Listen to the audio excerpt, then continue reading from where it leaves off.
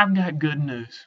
You don't have any more online evaluations to fill out before you get married. You can check that box. You're completely done.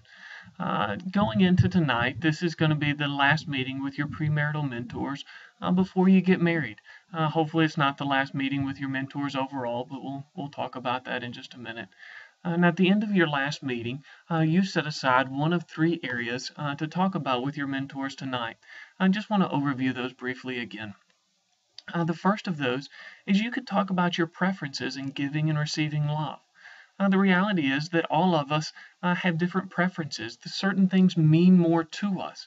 And an important part of loving your spouse well over a lifetime is knowing that about your spouse. In some ways, it's just a good stewardship of your time and energy. When you devote yourself to loving your spouse, you want to get the maximum return. You want them to get the maximum enjoyment of that. And so these conversations are a great way for you guys to think about and explore that if it's not something that you've talked about before. A second area that you could talk about would be keeping the romance of your marriage within the larger love story of the gospel. Now, hopefully, that won't be quite as cheesy as it sounds. But the reality is this: we tend to be most selfish with those things that we enjoy most. The more pleasure something brings us, the more we want it to go our way and on our terms.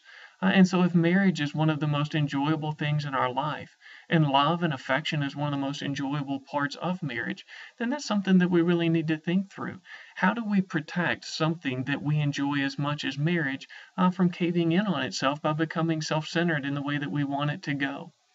The third area that you could talk about is being an excellent lover. Now, if that's a little awkward to talk about with your marriage mentors, that's okay. But it is something I would encourage you and your fiance to look at going into the honeymoon in the early days of your marriage.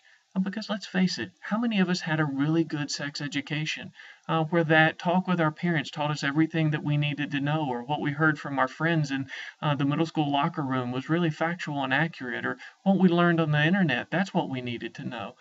This is one of those areas that's important to marriage that often we are just undereducated or misinformed. So I would encourage you guys to take advantage of that.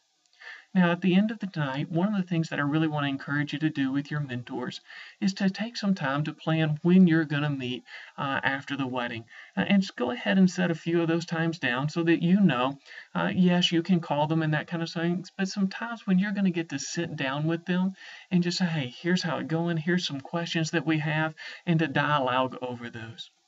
Well, thank you for taking the time and showing the commitment to go through our premarital program. I pray that it served you well, and I think it's very commendable of you that you've gotten to this point. Hope you guys enjoy tonight and have a great wedding. Thank you.